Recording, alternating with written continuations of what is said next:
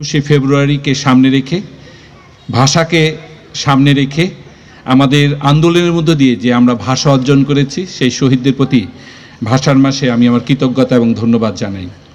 এবং আমি বিশেষ করে আজকে চাচকগড় উচ্চ বিদ্যালয়ে আমি সবাইকে স্বাগতম জানাই এই কারণে যে 1946 সালে এখানে প্রথমে একটি প্রাইমারি স্কুল এবং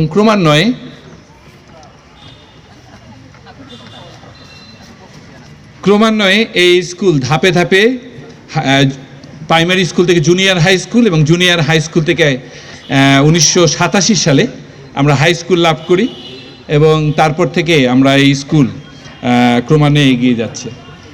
আমরা জানি যে একটি শিশুকে বৃদ্ধি পেতে গেলে শুধু তার পড়াশোনা করলে হবে না, তার পাশাপাশি তাকে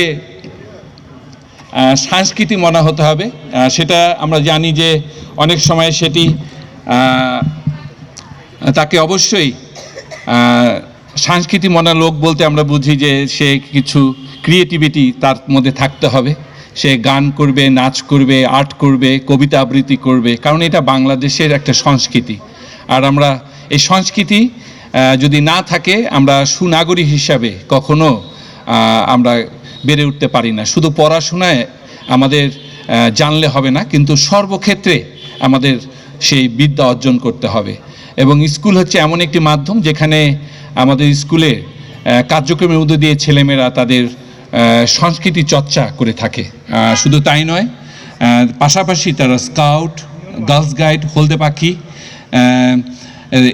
এই সমস্ত অংশগ্রহণ করার মধ্য দিয়ে তারা অনেক কিছু শিখে, যেটা ভবিষ্যতে সুনাগরিক হিসাবে যেন তারা তৈরি হয়।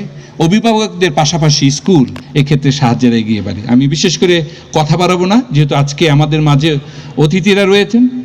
আমি আমাদের চাচকগড় হাই স্কুল উচ্চ বিদ্যালয়ের বার্ষিক পুরস্কার বিতরণী এবং সাংস্কৃতিক অনুষ্ঠানে আমাদের ছোট ছোট ছেলেমেয়েরা তারা অংশগ্রহণ করবে এবং বিগত একটি বছর তারা পরীক্ষায় অংশগ্রহণ করে তারা যে সফলতা অর্জন করেছে সে পুরস্কার এবং সাংস্কৃতিক অনুষ্ঠানে যারা প্রতিযোগিতায় অংশগ্রহণ করে ফার্স্ট, সেকেন্ড, থার্ড হয়েছে তাদের প্রত্যেককে আমি অভিনন্দন জানাই। শুধু পুরস্কার পাওয়ার জন্য যেন আমরা সংস্কৃতি চর্চা না করি।